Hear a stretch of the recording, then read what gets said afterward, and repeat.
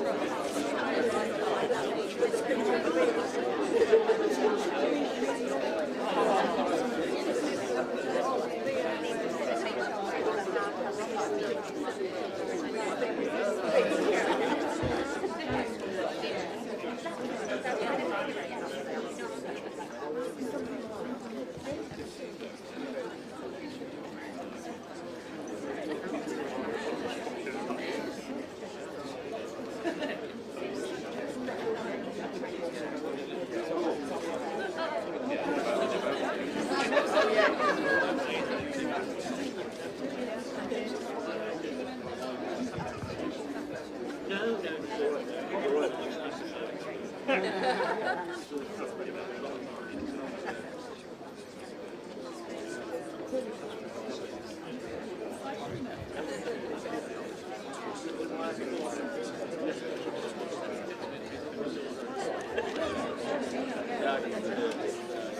See, that's the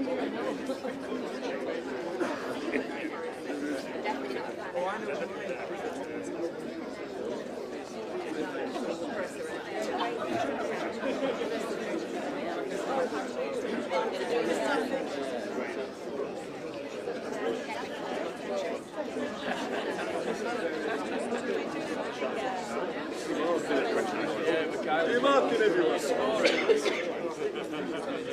that right? Do what, Gary? It's not looking exciting. More use for it. Gary. Who's in trouble now, Gary?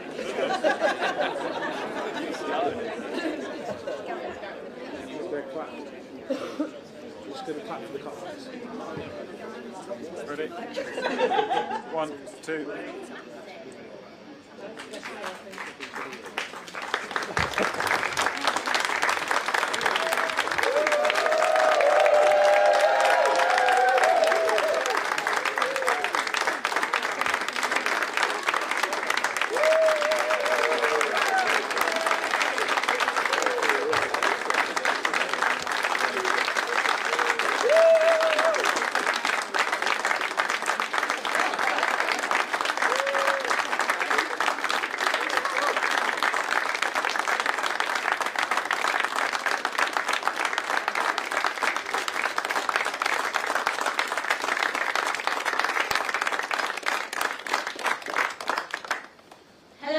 And welcome to Sherwood Forest.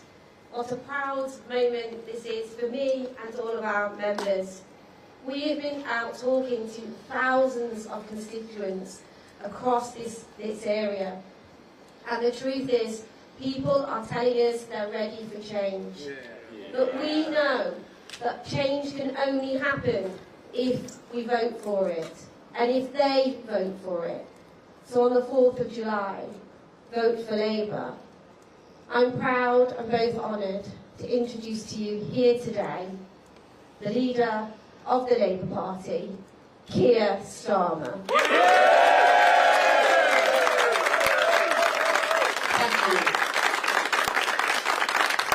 Thank you, Michelle. What a fantastic candidate she is proving to be, running an incredible campaign here with all of your help. So thank you for that. And what an amazing Member of Parliament you will be, I hope.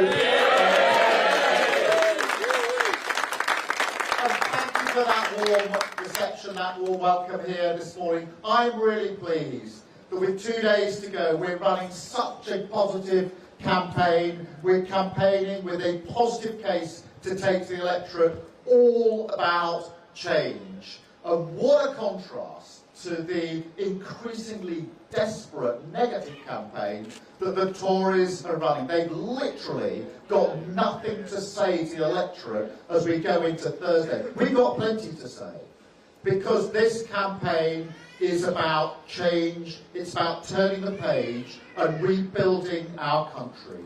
Whether you're a family that's been struggling with the cost of living crisis for months, if not years, with bills bearing down on you, whether you're a business that's been struggling locally and across the country with the damage that's been done to the economy, or whether you've served your country in uniform or in your community, this campaign is for you. The change that we're campaigning for is for you. We've got one job this summer, and that's to make it a summer of change and have a Labour government return on Thursday the 4th of July.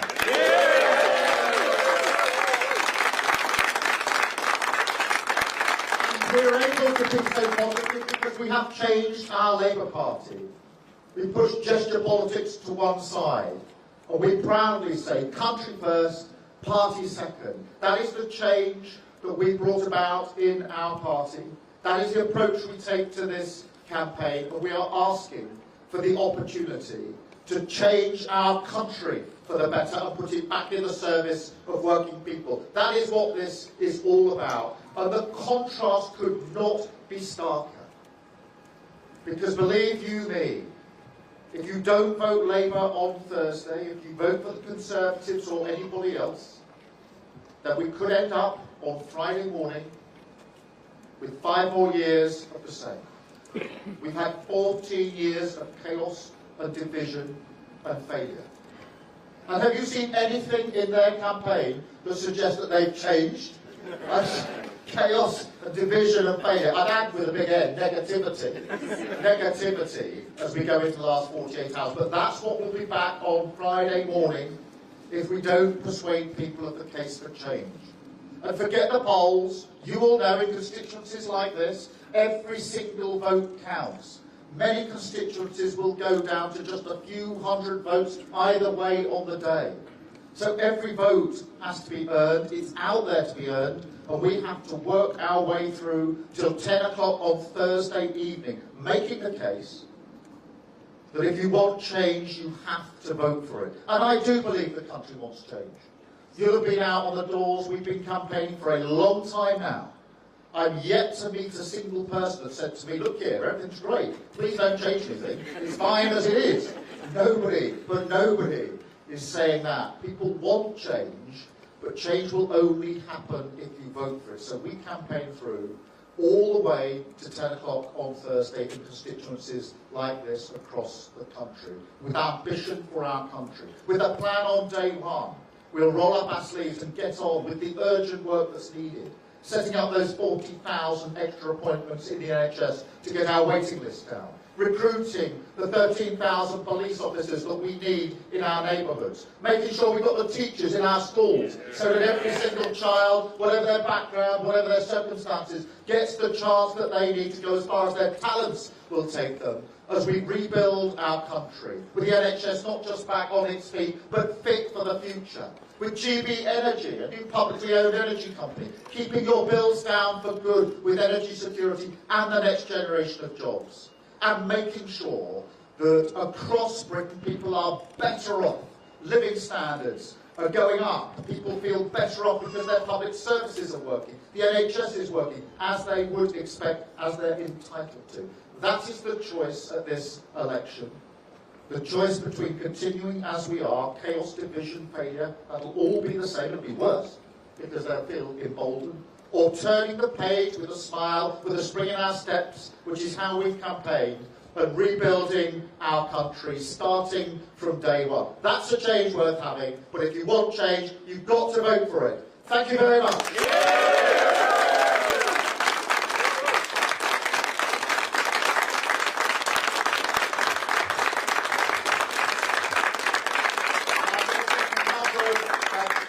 Questions, so we'll just do that and then we can mingle. So I'm going to take BBC first, I think.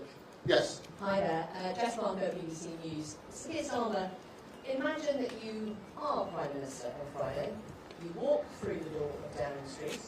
What is the very first thing that you do? The very first thing I do is change the mindset of politics, and the mindset needs to be politics of service.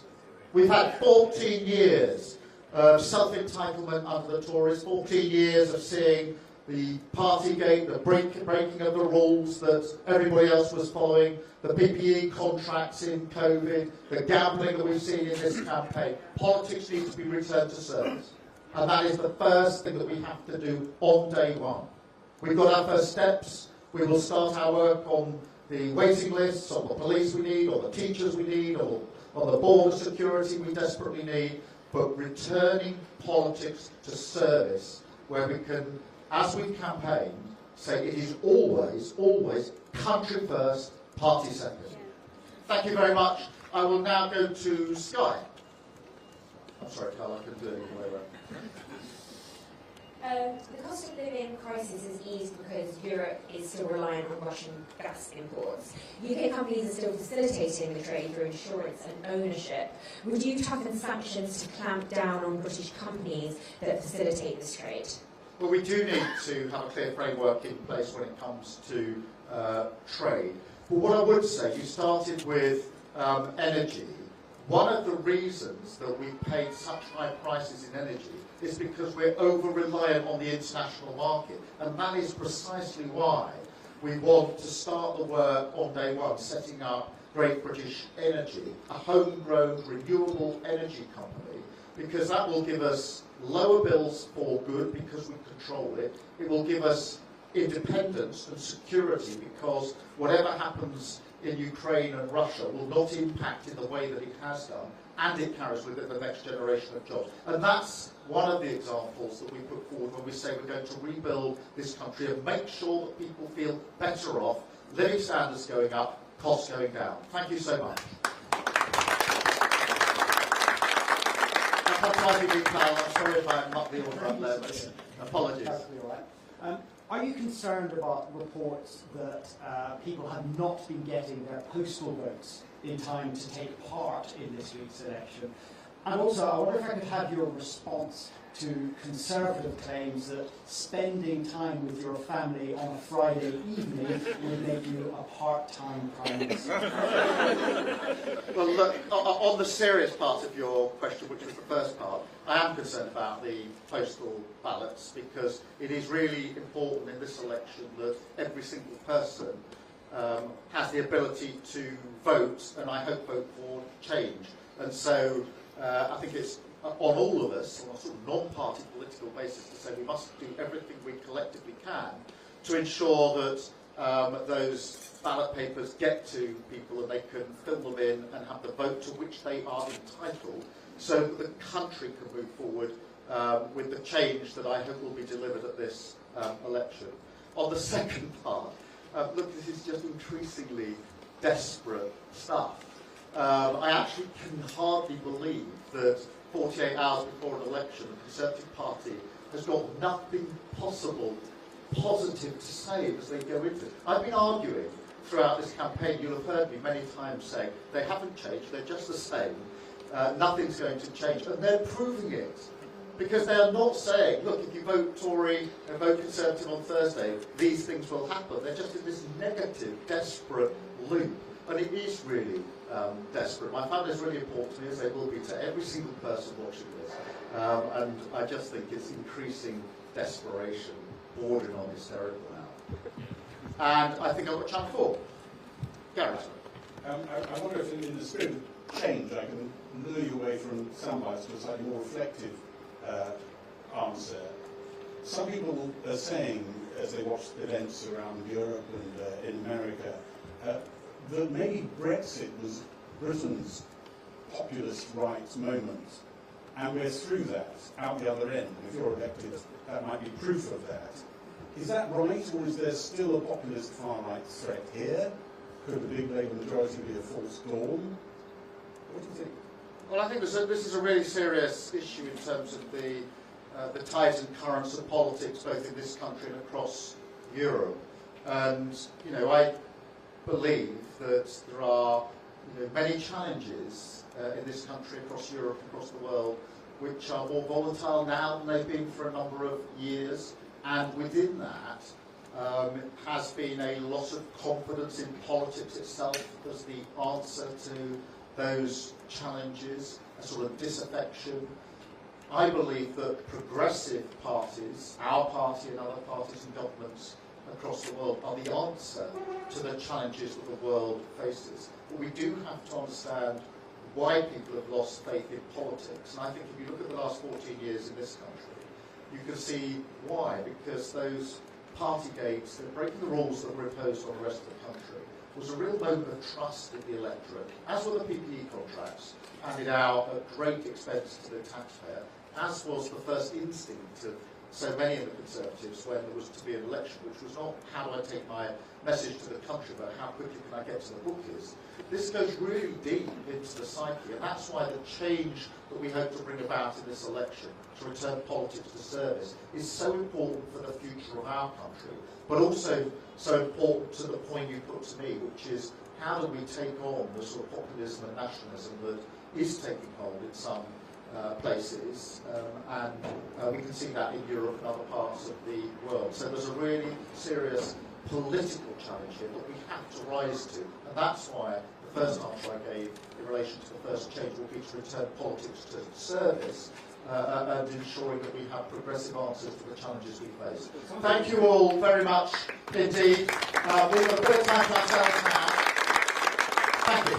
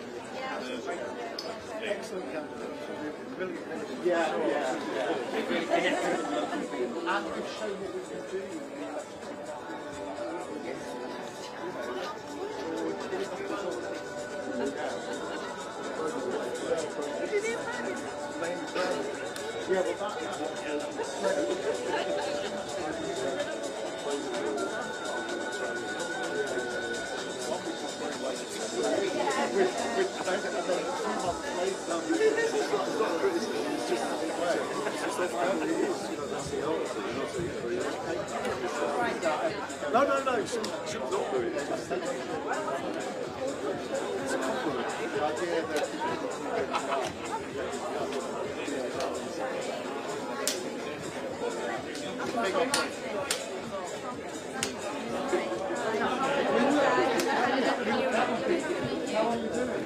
how are you all doing?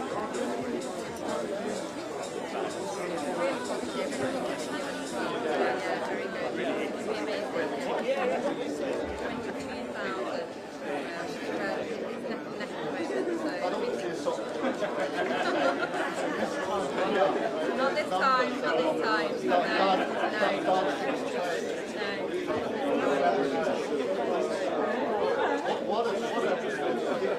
It would be amazing. Yeah, definitely, yeah.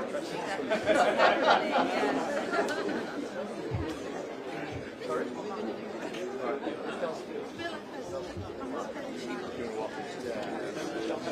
Oh, you're right.